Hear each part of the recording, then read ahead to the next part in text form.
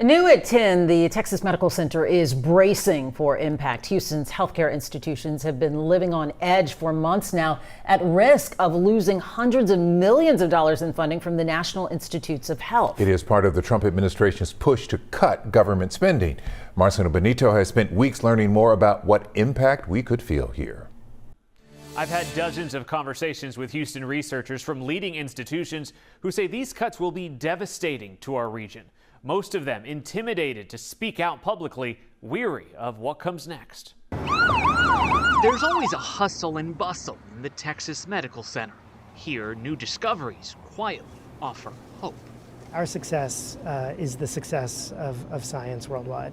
But there's anxiety about the future as the Trump administration pushes to slash billions of dollars from the National Institutes of Health.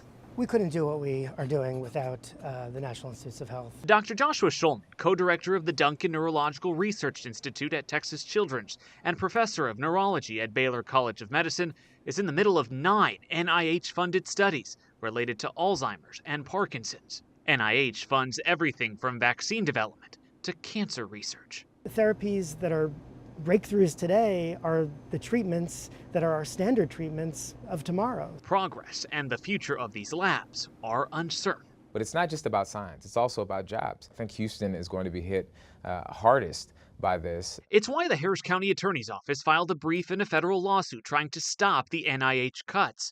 For Christian Menefee, it's personal. MD Anderson helped save his brother's life. My story is not unique.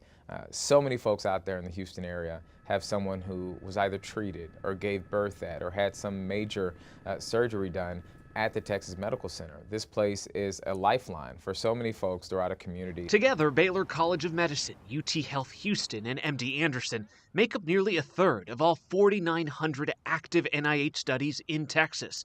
All those researchers in limbo. What level of concern are they at with the threat of these cuts? They're at a 10 out of 10. They're terrified at the idea that research for potential cures to cancer and other terminal illnesses is being cut off at the knees by the President of the United States, but they're also terrified to publicly speak out about it because of the threat of retaliation. At Baylor, Dr. Hardeep Singh isn't scared to speak out. He receives $1.5 million a year for his ongoing NIH grants. Are layoffs a real threat here?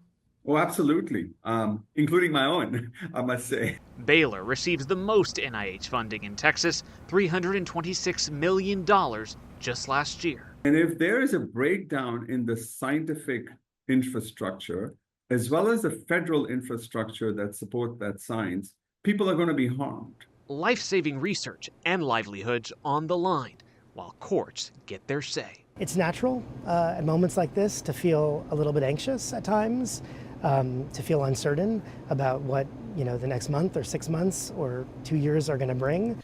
A second lawsuit against the Trump administration challenging NIH cuts has also been filed. The impact to the Med Center will likely only be known once those cases make their way up to the Supreme Court. You can read statements from some of TMC's major institutions. They're up on KHOU.com right now.